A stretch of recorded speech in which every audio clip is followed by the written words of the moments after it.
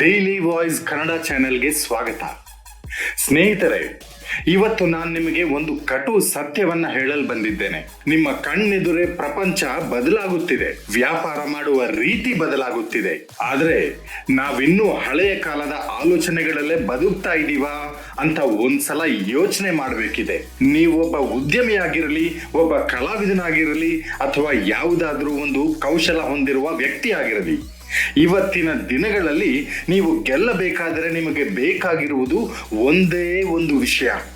ಅದೇ ಜನರ ಗಮನ ಅಥವಾ ಅಟೆನ್ಷನ್. ನಿಮಗೊಂದು ವಿಷಯ ಗೊತ್ತಾ? ಇತಿಹಾಸದಲ್ಲೇ ಹಿಂದೆಂದೂ ಕಾಣದ ಅತಿ ದೊಡ್ಡ ಮಾರ್ಕೆಟಿಂಗ್ ಅವಕಾಶ ಇವತ್ತು ನಮ್ಮ ಕೈಲಿದೆ. ಆದರೆ ದುರಂತ ಅಂದ್ರೆ 90% ಜನ ಈ ಅವಕಾಶವನ್ನು ಕಡೆಗಣಿಸುತ್ತಿದ್ದಾರೆ. ಹಿಂದಿನ ಕಾಲದಲ್ಲಿ ನಿಮ್ಮ ವ್ಯಾಪಾರದ ಬಗ್ಗೆ ಜನರಿಗೆ ತಿಳಿಯಬೇಕೆಂದ್ರೆ ನೀವು ಲಕ್ಷಾಂತರ ರೂಪಾಯಿ ಖರ್ಚು ಮಾಡಬೇಕಿತ್ತು. ನಿಮ್ಮ ತಂದೆ ಅಥವಾ ಅಜ್ಜ ವ್ಯಾಪಾರ ಮಾಡುತ್ತಿದ್ದ ಕಾಲ ನೆನಪಿಸ್ಕೊಳ್ಳಿ. ಆಗ ಒಂದು ಜಾಹೀರಾತು ಕೊಡಬೇಕೆಂದ್ರೆ ಪತ್ರಿಕೆಗೆ ಹಣ ನೀಡಬೇಕಿತ್ತು. ಟಿವಿಯಲ್ಲಿ ಒಂದು ಕಮರ್ಷಿಯಲ್ ಬರಬೇಕೆಂದ್ರೆ ಕ್ಯೂ ನಿಲ್ಲಬೇಕಿತ್ತು. ರಸ್ತೆಯ ಪಕ್ಕದಲ್ಲಿ ಒಂದು ಬ್ಯಾನರ್ ಹಾಕಬೇಕೆಂದ್ರೆ ಸಾವಿರಾರು ರೂಪಾಯಿ ಸುರಿಯಬೇಕಿತ್ತು. ಅಂದ್ರೆ ಅಟೆನ್ಷನ್ ಪಡೆಯಲು ನೀವು ಹಣ ಕೊಡಲೇಬೇಕಿತ್ತು. ಆದ್ರೆ ಇವತ್ತು ಪರಿಸ್ಥಿತಿ ಸಂಪೂರ್ಣವಾಗಿ ಉಲ್ಟಾ ಆಗಿದೆ. ನಿಮ್ಮ ಕೈಯಲ್ಲಿರುವ ಒಂದು ಸ್ಮಾರ್ಟ್ ಫೋನ್ ಮೂಲಕ ಇಡೀ ಪ್ರಪಂಚದ ಗಮನವನ್ನ ನೀವು ಸೆಳೆಯಬಹುದು. ಇನ್ಸ್ಟಾಗ್ರಾಮ್, ಯೂಟ್ಯೂಬ್, ಟಿಕ್ ಟಾಕ್ ಅಥವಾ ಲಿಂಕ್ಡ್ ಇನ್ ಇವುಗಳಲ್ಲಿ ಒಂದು ವಿಡಿಯೋ ಪೋಸ್ಟ್ ಮಾಡಲು ನೀವು ಯಾರಿಗೂ ₹1 ಹಣ ನೀಡಬೇಕಿಲ್ಲ.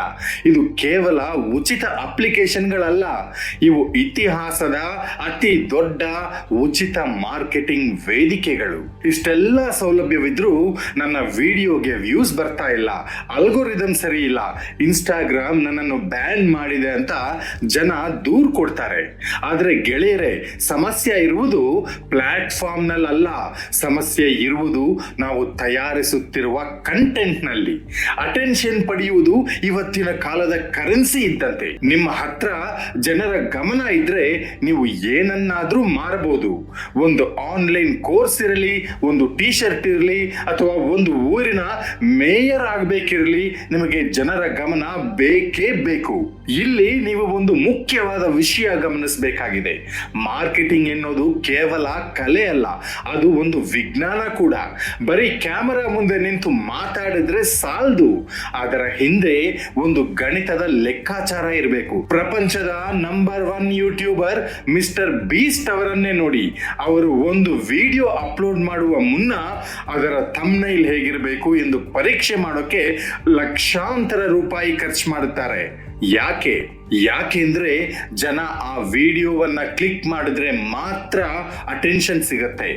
ವಿಡಿಯೋದ ಒಳಗಡೆ ಎಷ್ಟೇ ಒಳ್ಳೆ ವಿಷಯ ಇದ್ರೂ ಜನರಿಗೆ ಅದನ್ನು ನೋಡುವಂತೆ ಪ್ರೇರೇಪಿಸುವುದು ಆ ಸಣ್ಣ ಚಿತ್ರ ಮತ್ತು ಶೀರ್ಷಿಕೆ.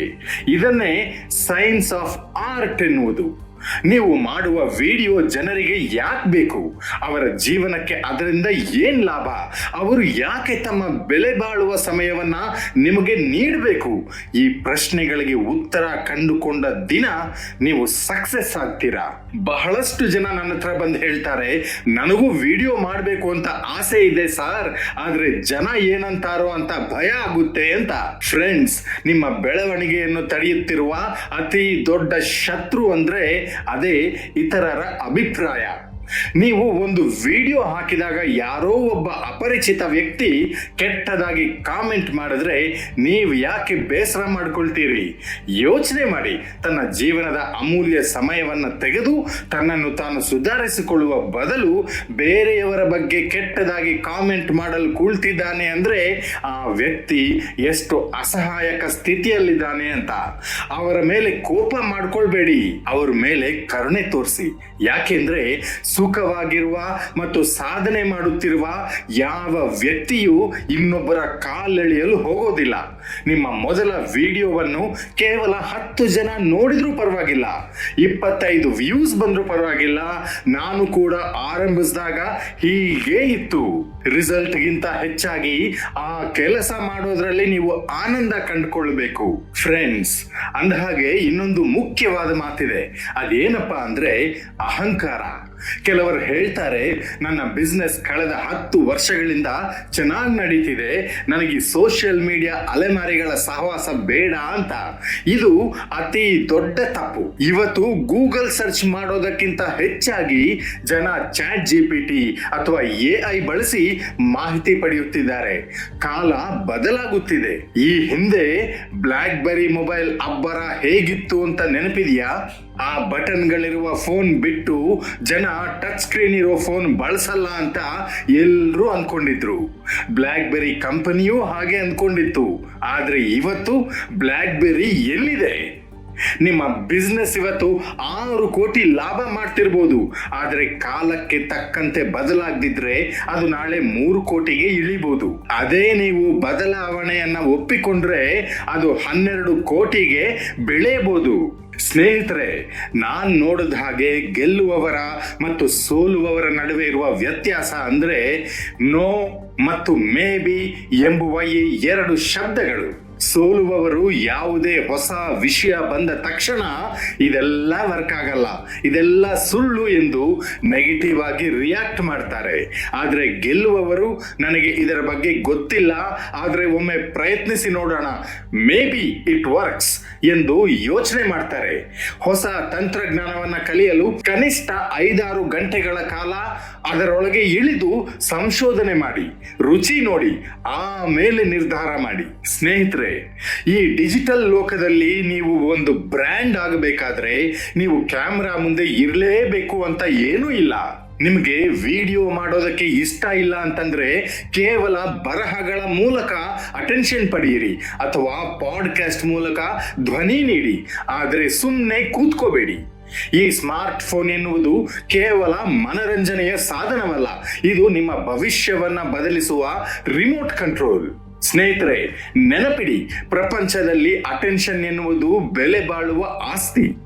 ಅದು ಎಲ್ಲಿರುತ್ತೋ ನಿಮ್ಮ ವ್ಯಾಪಾರ ಅಲ್ಲಿರಬೇಕು. ಇವತ್ತು ಅಟೆನ್ಷನ್ ಸೋಷಿಯಲ್ ಮೀಡಿಯಾದಲ್ಲಿದೆ. ಇದು ಉಚಿತವಾಗಿ ಸಿಗುತ್ತಿರುವ ಚಿನ್ನದ ಗಣಿ ಇದ್ದಂತೆ. ಈ ಗಣಿಯನ್ನು ಸರಿಯಾಗಿ ಅಗೆಯಿರಿ. ವಿಮರ್ಶೆಗಳಿಗೆ ಕಿವಿಗೊಡಬೇಡಿ, ಬದಲಾವಣೆಗೆ ಹೆದರಬೇಡಿ, ನಿರಂತರವಾಗಿ ಕಲಿಯುತ್ತಾ ಇರಿ, ನಿಮ್ಮ ಕೌಶಲ್ಯವನ್ನ ಪ್ರದರ್ಶಿಸುತ್ತಾ ಇರಿ. ಯಶಸ್ಸು ಖಂಡಿತ ನಿಮ್ಮದಾಗುತ್ತೆ. ಈ ವಿಡಿಯೋ ನಿಮಗೇನಾದರೂ ಸ್ಫೂರ್ತಿ ನೀಡಿದ್ದರೆ ಇದನ್ನ ನಿಮ್ಮ ಹತ್ತಿರದ 5 ಉದ್ಯಮ ಸ್ನೇಹಿತರಿಗೆ ಶೇರ್ ಮಾಡಿ. ಯಾಕೆಂದ್ರೆ ನಾವು ಒಟ್ಟಾಗಿ ಬೆಳೆಯೋಣ. ಇಂತಹ ವಿಷಯಗಳ ಬಗ್ಗೆ ಹೆಚ್ಚಿನ ಮಾಹಿತಿಗಾಗಿ ನಮ್ಮ ಚಾನೆಲ್ಗೆ ಸಬ್ಸ್ಕ್ರೈಬ್ ಮಾಡಿ. The biggest marketing opportunity in history is being ignored.